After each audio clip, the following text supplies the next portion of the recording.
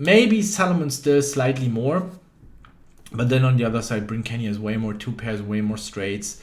That would at least allow a small bet on the turn, and then he would take it from there. And the river is where it becomes very, very interesting.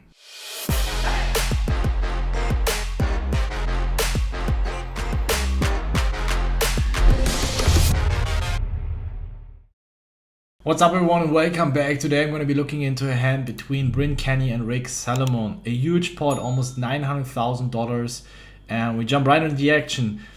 Under the gun, limbs, it's a straddle pot, blinds 800, 1600. Not much to say about that, it's fine. I prefer raising, but also really depends on the table dynamics. So yeah, nothing so much to talk about that spot. Bryn Kenny with a limp, I think it's close between raising and limping, also not a big thing. The EVs are going to be very similar.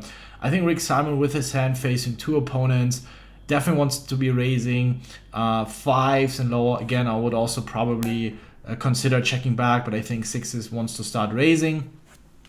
And yeah, he chooses a very large sizing, almost 6 times the straddle. I think it's a little bit too big considering that, yeah, the straddle is in play. I think 17,000 would have been enough as well. However, he goes for a large raise and Bryn Kenny calls. I think it's pretty standard. It's a very interesting board.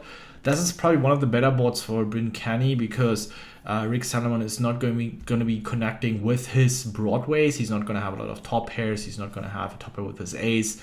And Bryn Kenny is going to be completing and calling a raise a lot of with these 7-6, 4-6, 5-6 suited type of hands.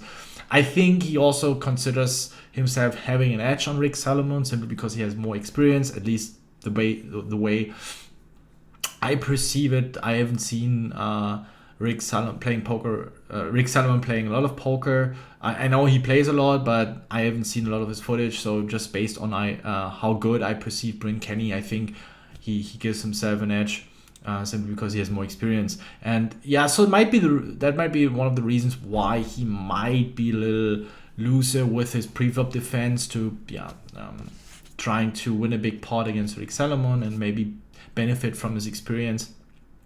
So if we think about it, Bryn is going to be having a lot of these 7-6 suited, 8-7 suited. I think 9-8 suited he's going to be raising himself. It just has such a good playability. You fold out hands like 10-4 off from the big blind that can check back, or Jack-4 suited. Even something like Jack-9 off might already start folding. So yeah, I think Bryn Kenny would start raising 9-8 suited and better, 10-9 suited, Jack-10 suited for sure. Also a lot of the broadways. So if he's limping and just calling the raise, then he's going to be having a lot of these pocket 5s, pocket 4s, 6-8 suited perhaps, and a lot of really strong draws. He's not going to have a lot of air on this board. Maybe, yeah, of course, the 10-9, the Jack-9 without the backdoor flush draw, but that's pretty much it, right? I'm not sure if he's calling something like King-3 suited. I would doubt that against such a large raise. So it needs to be a really strong speculative hand. They're still relatively deep, so I can imagine that Bryn Kenny calls those hands. From a theoretical standpoint, I would like to see Bryn Kenny raising this flop simply because we want to get in money. We don't really want to see an action killer. If there's the 3 and then or 3 in clubs, goes check. Yeah, it's hard to get more value from over pairs or single pair heads. So yeah, would like to see here, especially on a very connected board like this, that he tries to force in a lot of money on the flop already to lower the stack to pot ratio to then later on just get the money in on the favorite runout. However, he doesn't 8 of clubs. I also think that Bryn Kenny plays very exploitative, so he's probably going to be very adjusting his game depending on his opponent, right? Especially here, I think that he perceives Rick Salomon as very aggressive, so he wants to let his king jack offs with 1 club, queen jack offs with 1 club. It's very easy to overbluff this board. It's a very dynamic board and a lot of runouts. Rick Salomon is not going to have a lot of value bets anymore, but it's very easy to overbluff these spots, and I think that's what Bryn Kenny is very, very good at understanding. If you are the type of player that is under bluffing, if you're the type of player that you are over bluffing, and he's adjusting his strategies accordingly. I wouldn't mind also having a turn lead in theory. It's just one of the best turns for our range. Not good for our hand, but for overall its range, or for Kenny's overall range, it's an excellent turn. So yeah, can see some leads with like 9-8 in hearts or 9-8 in diamonds, probably 9-8 in hearts. Once already start folding on the flop. I mean, it was a very big flop C bet from Rick Salomon. So we would start leading here with a certain frequency. I mean, then pocket tens, pocket jacks without a club really struggle, continue calling, and they might start folding even if you bet 1/3 or half pot. So I can definitely see some merits here for Bryn Kenny starting to lead. Rick Salomon is not going to have a lot of straights. Bryn Kenny's going to have a lot of flushes and straights here, and also a lot of nut flushes, ace deuce, ace 4 clubs, ace 3 clubs, perhaps ace 6 clubs. I mean, he limp 5, so he can definitely have those hands in his limping range as well. I think ace 9 in clubs and better is probably going to be raising himself. And then, yeah, the king 9 suited, I think he would also call a raise. King 10 suited, he's probably raising himself. So yeah, in terms of the flushes, they're probably both kind of equal. I think Rick Salomon wouldn't be necessarily raising ace deuce, ace 3, ace 4 in clubs pre-flop, but Kenny has those in limping range. But then on the other side, Bryn Kenny's not going to have ace king, ace queen, ace jack, ace 10 clubs. So yeah, and Bryn Kenny's going to have a few more of these, like 10-9 clubs or jack 9 in clubs perhaps, if he didn't raise it pre. But yeah, so just to make my point clear that both have an identical amount of flushes. Furthermore, maybe Salomon still slightly more, but then on the other side, Bryn Kenny has way more 2 pairs, way more straights that would at least allow a small bet on the turn, and then he would take it from there. And the river is where it becomes very, very interesting. The ace in spades. I think this is also a card Kenny doesn't want to see. Now reduces even more bluffs from Rick Salomon's range with ace king clubs, like ace king king in clubs, or ace queen queen, or ace in clubs. Facing a 150% pot size bet here is probably not something you really enjoy. We're probably going to be hating our lives. But I think from a theoretical standpoint, it's a very easy fold, and I will explain in a few seconds. But from an exploitative standpoint, it might be a call, and I'll also show you why I think that is, and I will show you also my calculation with Power Equilab. First of all, we need to understand this is something that comes up a lot. It's very easy poker math, and you need to listen carefully if you really struggle with that or you want to become good at poker. These are essentials that you need to have in your game in order to make good decisions. So we face a 150% pot size bet. Let's assume for simplification, Rick Salomon would have bet pot size around 220,000. That would mean we call every hand that has more than 33% equity. We're getting 2-1. That means we want to be good every third time. So every hand that has more than 33% equity, we're calling. So according to the minimum defense frequency, a very difficult word, I know it sounds fancy, but it's actually not that difficult. If Rick Salomon would have bet pot size, it means we would have needed to defend 50% of our range in order to neutralize our opponent's EV with his bluffs. This is where GTO essentially saying that two opponents, two players in a Nash equilibrium are having 0 EV playing against each other because they're playing both an optimal strategy. So if your opponent is bluffing according to GTO, and if he bets a pot size bet, if you start folding more than 50% of the time, it means he would generate a profit. He would exploit you. Just very, very dry, plain theoretical stuff here, not considering any exploits. Why 50%? Well, if he bet pot size, he's giving himself, if he works out more than every second time, then he is making a profit with his bluffs. So if he now bets 150% pot, it needs to work more often because he's essentially investing more, right? So pot size, if it works every second time or more, you're making profit out of it. Or more than 2 times actually. If it only works every second time, then you're essentially having a 0 EV spot with your bluffs. So now if Bryn Kenny faces that decision, he needs to basically, assuming again that Rick Salomon bets pot size he needs to defend 50% of his range. So the problem here is what that a lot of players have is, well, what has it to do with the 33%? So you don't confuse the two. Some of you might think, well, what if he's not bluffing according to GTO? Well, if he's not bluffing according to GTO, we are simply, this is where you always need to be able to evaluate your opponent. You're defending less than 50% because you're not going to find enough hands in your range that have the required 33% equity. Maybe the bluff catcher against a good opponent, he was bluffing according to GTO, has 33%, but against another opponent has only 25%. So what you're doing is, instead of 50% of your range that you're defending with, you only defend 40% or 35%, because you're simply not going to have enough hands that match that threshold or reach that threshold of the 33% equity. Again, only based on that example with 100% pot size. If it's half pot size, a quarter, if it's a quarter pot size, you of course need to defend more. Like whether if your bottom bet's 1/3 or 1/4 or half pot size, you need to defend 70, 60, 80% of your range, right? Then we talk about something completely different and you need to defend way more.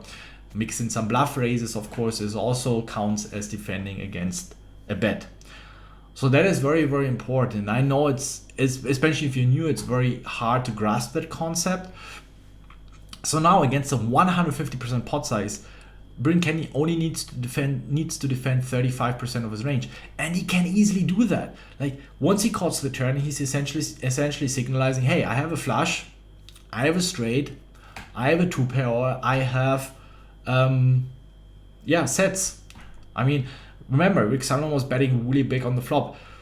Maybe Bryn Kenny has something like ace-10 off with the ace and clubs, but even that is a better hand than 4s or 5s in the spot if you block the nut flushes. From a theoretical standpoint, I would say it's a fold because Bryn Kenny has so many easy hands to defend with. The mistake here in that hand is Rick Salomon's sizing. He's not recognizing that Bryn Kenny's hands or range is so strong. So that's why it's so easy. Like Bryn Kenny, he doesn't need to do anything. He can just lean back. Hey, I have enough flushes. I have enough straights. Very often, if you see me playing cash game on tournament, it's like, hey, I have an easy fold here because my opponent is not understanding how strong my range is. And I can just fold my bottom set. I can fold my two-bet because I have so many flushes and straights. And so I think the sizing Rick Salomon wants to be using here is top spot size because he might have a few more nut flushes. But most of the time, maybe half pot, 2/3 pot, maybe even some small bets. I don't really think you want to be overbet shoving into a range that is fully protected with straights and flushes. Because as we now see, where we start understanding how well protected Bryn Kenny's range is. So now he bets 150% pot size. He bets 320,000. I'm recording this for the third time. The first time, something went wrong with the video. The second time I forgot to activate the audio, and now I'm recording for the third time. So betting around 150% pot size. I mean, not exactly, but again, here just for simplification. So Bryn Kenny needs around 40%. Some of you geeks are probably already doing the math. You get the accurate number. So let's just work with 40%. So now Bryn Kenny, since the bet is so big, needs to be calling hands that have at least 40% equity. If you do the math, it might be 38.2. You get the point. I know you're smart ass. I know you're going to be dropping now a comment, but it's 38.2%. It's all right. All right, so let's look into power equilibrium and why I think this might be brilliant call from an exploitative standpoint. So if we look into the range that I think Rick Salomon is bluffing here, or betting. So we have these broadways, like the most natural bluffs, right? You come to the road with King Jack, you have the Jack and clubs, you block a bunch of bluffs, a bunch of Bryn Kenny's holdings. So he can have those, and then he can have the flushes. And I think that was also Bryn Kenny's intention. I mean, he probably has a very aggressive image his opponent, so he wants to let him do the bluffing, and he's going with his read. Otherwise, I can't explain why he would be calling in the first place on the river there. Rick Salomon, I'm giving that range, these flushes, and then it really depends here. He's maybe not raising all of those, so let's keep it a little bit on that side. And we see that, yeah, it gets close. We see 39%. But again, he might also be checking back more of these lower suited aces, maybe even 10-9 suited, taking a flop, not raising all of those. And then we see that we have 41%, and I think it's a little bit less than 40% that Bryn Kenny needs, maybe 38%.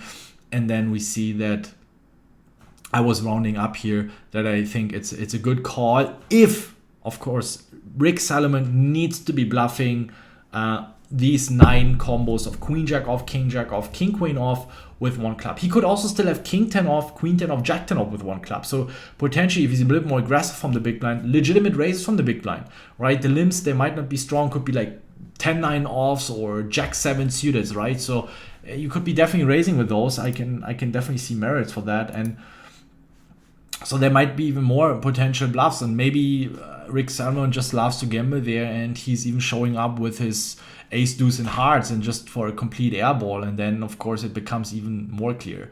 So here you can see how far or how big of a difference it could be between exploitative and GTO.